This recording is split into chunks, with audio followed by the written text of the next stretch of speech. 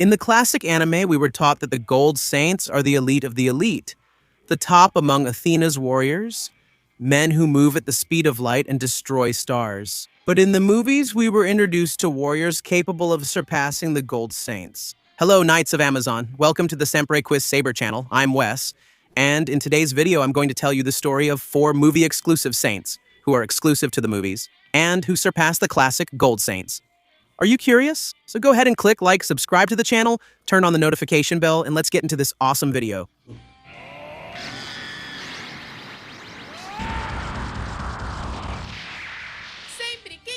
Starting with knight number 1, Berengue of Coma, Berenices.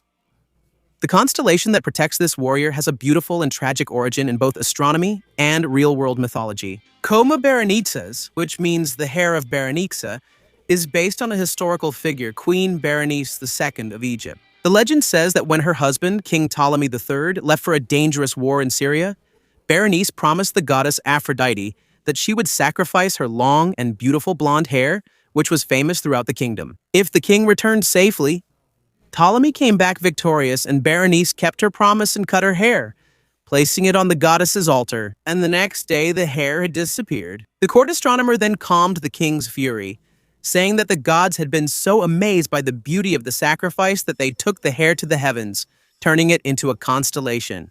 This legend is perfectly reflected in the Warrior of the Sun's crown, whom we see in Abel's film.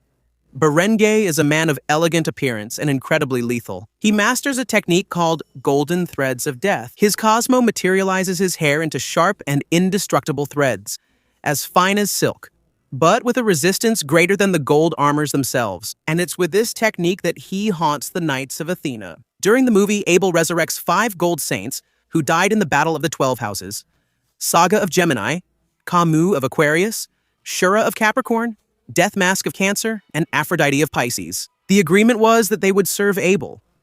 But Coma and Shura, loyal to true justice and to Athena, decide to rebel against the sun god. As soon as they realize that the sun god attacked Athena, that's when Shura prepares his Excalibur, the sacred sword capable of cutting anything. And Coma pushes his icy Cosmo to its limit to perform the Aurora execution.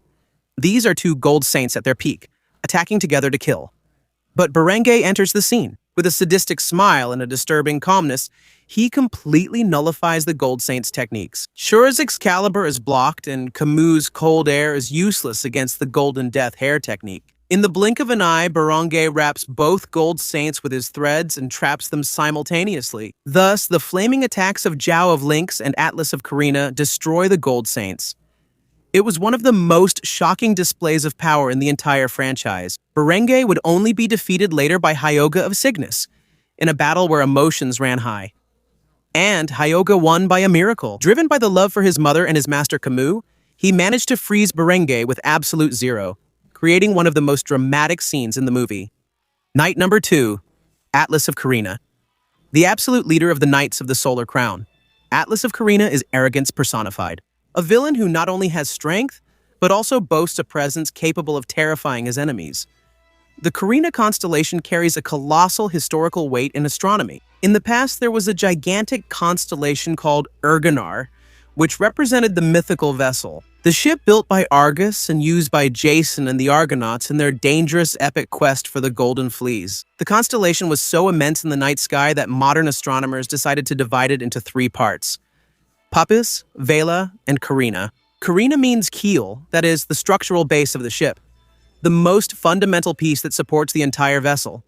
It's no wonder that Atlas is the central pillar, the most formidable warrior of Apollos. Atlas's strength lies in his ultimate technique, the Crown of Fire. Unlike ordinary fire or the heat generated by the Gold Saints, Atlas's attack concentrates the heat and gravitational pressure of the sun itself. But what makes Atlas a true nightmare for Athena's army is his defense. He has a kind of dense, incandescent Cosmo mantle that automatically repels any attack launched against him. The massacre that Atlas carries out in the movie is hard to watch. He doesn't just defeat one. He takes down practically all the Bronze Saints in succession. Seiya unleashes his Pegasus meteors and is defeated like a child. And Phoenix Ikki, who is often the team's savior, tries to use the Phoenix bird and is burned to ashes in seconds, falling defeated with his face on the ground.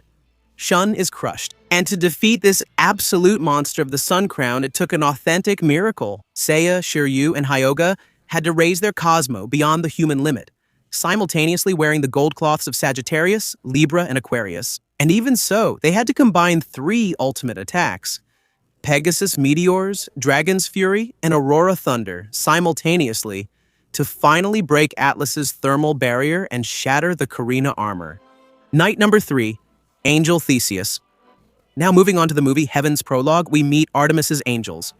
And the first angel to destroy our hero's hope is Theseus. His name, of course, is taken from one of the greatest heroes of ancient Greek mythology, the mythical Theseus. He was the legendary king of Athens. World famous for his intelligence and brute strength, he entered the immortal complex labyrinth of Crete to face and slay the fearsome Minotaur, thus saving the young Athenians from the cruel sacrifice demanded by King Minos. In the prologue of Heaven, the angel Theseus inherits this relentless characteristic from the myth, but elevated to a divine scale. Visually, Theseus is imposing and has blonde hair. He flies gracefully by creating angelic wings, and he fights as if his opponents are not even worth his effort.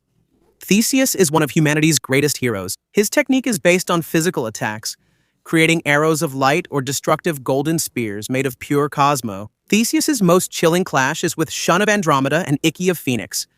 The battle takes place in front of the giant statue that sealed the souls of the Gold Saints. In the movie, the gods punished the Gold Saints for defying them. Their souls found no rest, being sealed in stone, turned into a macabre pillar in the middle of the water, eternally weeping tears of blood. Shun arrives at this sacred place and is ambushed by Theseus. The Andromeda chain, capable of crossing dimensions, is reduced to a toy in the hands of the angel, who can control the power of his opponents. And Icky appears to help his younger brother, unleashing the brutal Phoenix.